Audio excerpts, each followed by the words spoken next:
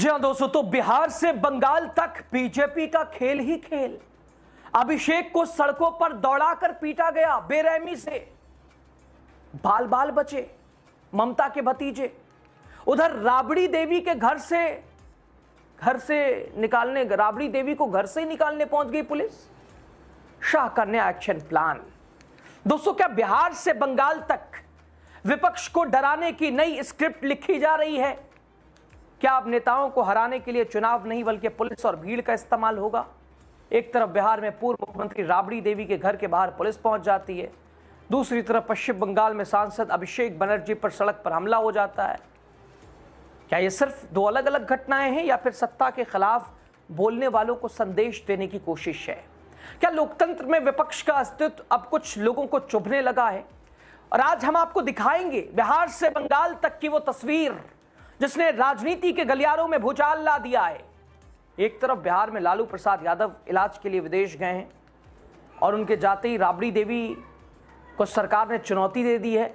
घर के बाहर पुलिस खड़ी है कि घर से निकलिए बाहर, बंगला खाली करिए। फोर्स भेजकर खाली करवा रही है सम्राट चौधरी की पुलिस और भाजपा की सरकार। और दोस्तों, दूसरी तरफ पश्चिम बंगाल में चुनावी हिंसा के पीड़ितों से मिलने निकले अभिषेक बनर्जी को घेर लिया जाता है। धक्का मुक्की, अंडे फेंके जाते हैं, कपड़े फाड़ दिए जाते हैं, चश्मा टूट जाता है। एक सांसद को अपनी जान बचाने के लिए हेलमेट पहनना पड़ता है।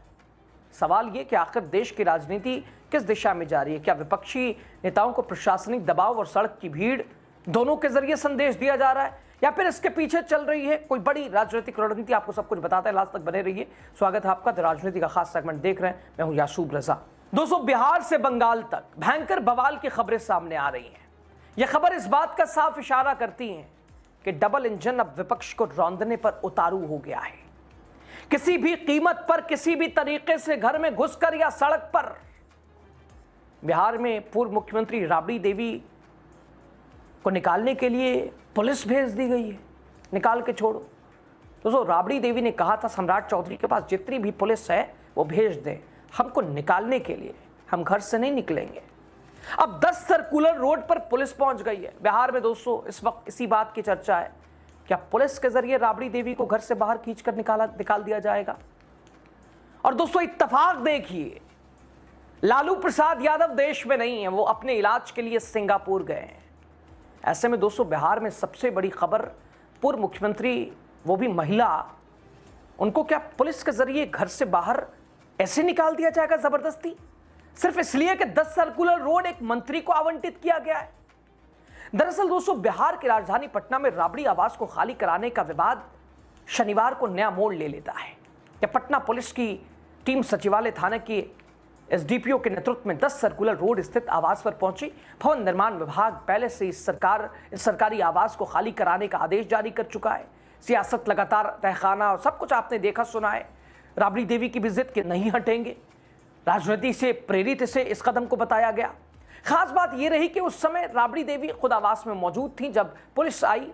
दिल्ली से पटना लौटने के कुछ घंटे पहले ही उन्होंने साफ कहा था कि अगर सरकार को आवास खाली कराना है तो फोर्स के जरिए कराए, सम्राट चौधरी की जितनी पुलिस है भेज दे, वो खुद से बंगला खाली नहीं करेंगे, छोड़ेंगे नहीं। उनके इस बयान के तुरंत बाद पुलिस और प्रशासनिक अधिकारियों के पहुंचने से बिहार की राजनीति में हलचल तेज हो गई है। राबड़ी देवी को घर से निकालने के लिए पुलिस उतारू है सम्राट चौधरी की। अब बताइए, विधान परिषद की नेता विपक्ष और बिहार की पूर्व और पहली महिला मुख्यमंत्री, और पहली महिला मुख्यमंत्री आप कह सकते हैं, और पूर्व मुख्यमंत्री, ऐसा रवैया, इस तरह का व्यवहार। अब दोस्तों, प्रशासन की ओर से फिलहाल इस पूरे प्रकरण में इसे सामान्य प्रक्रिया बताकर, लेकिन बताया जा रहा है राजनीतिक गलियारों में इसे एक बड़े सियासी घटनाक्रम के रूप में देखा जा रहा है। दरअसल बिहार सरकार ने पूर्व मुख्यमंत्री और मौजूदा विधान परिषद में नेता प्रतिपक्ष राबड़ी देवी को 10 सर्कुलर रोड स्थित सरकारी आवास खाली कराने का नोटिस दिया है। और यह वही बंगला है जो बीते 2 दशकों से लालू राबड़ी परिवार की राजनीतिक पहचान का केंद्र रहा है। बिहार की राजनीति के कई अहम फैसले, चुनावी रणनीतियां, महत्वपूर्ण बैठकें इसी आवास से संचालित होती रही हैं। सरकार ने अब इस बंगले को पशुपालन एवं मत्स्य संसाधन मंत्री नंदकिशोर राम को आवंटित कर दिया है, जो महादलित समाज से आते हैं। ऐसे में इस घटनाक्रम को सिर्फ आवास बदलने का मामला नहीं माना जा रहा है, बल्कि इसके पीछे एक बड़ा राजनीतिक संदेश भी देखा जा रहा है। अब दूसरी तरफ देखिए, पश्चिम बंगाल में यहां और खतरनाक खबर। दोस्तों, टीएमसी सांसद अभिषेक बनर्जी को पीटा गया, सड़क पे दौड़ा दौड़ा कर। आरोप भाजपाइयों पर। अभिषेक बनर्जी सांसद हैं जिनकी सिक्योरिटी जैसे ही भाजपा सरकार बनी बंगाल में, सिक्योरिटी हटा दी गई।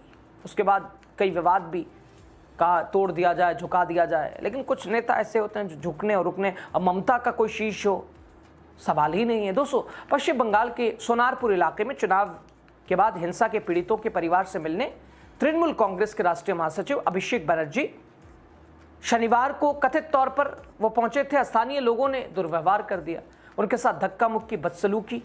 सुरक्षा के लिए अभिषेक को हेलमेट पहनना पड़ा।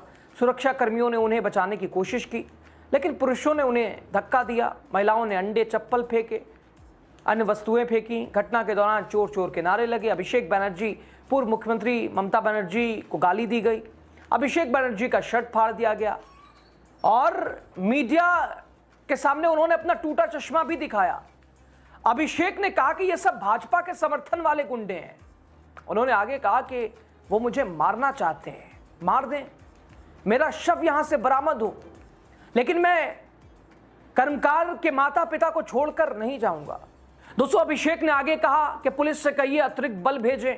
मैं कलकत्ता हाईकोर्ट और राज्यपाल का ध्यान पुलिस की अनुपस्थिति की ओर दिलाऊंगा। मैं कोर्ट जाऊंगा। और यही बात गौर करने की भी है, वो पुलिस की तरफ भी इशारा कर रहे हैं कि कोई सुरक्षा नहीं। हालांकि चुनाव के बाद पहला काम भाजपा ने तो यही किया अभिषेक के साथ, उनकी सिक्योरिटी कम कर दी और अब उनके साथ मारा पीटी। और जिस तरह से अभिषेक बनर्जी भी कह रहे हैं कि सीधे तौर पर यह टारगेटिंग हमला है।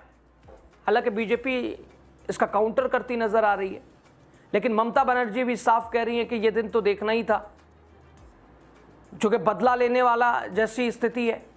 तो दोस्तों, बिहार में एक तरफ पूर्व मुख्यमंत्री के घर के बाहर पुलिस खड़ी है, बंगला खाली कराने के लिए एकदम उतावली हो रही है। और तब जब लालू प्रसाद यादव विदेश में, ऐसा ये दूसरी या तीसरी बार इत्तेफाक है। और दूसरी तरफ बंगाल में एक सांसद सड़क पर हेलमेट पहनकर अपनी जान बचाने को मजबूर दिखाई देता है।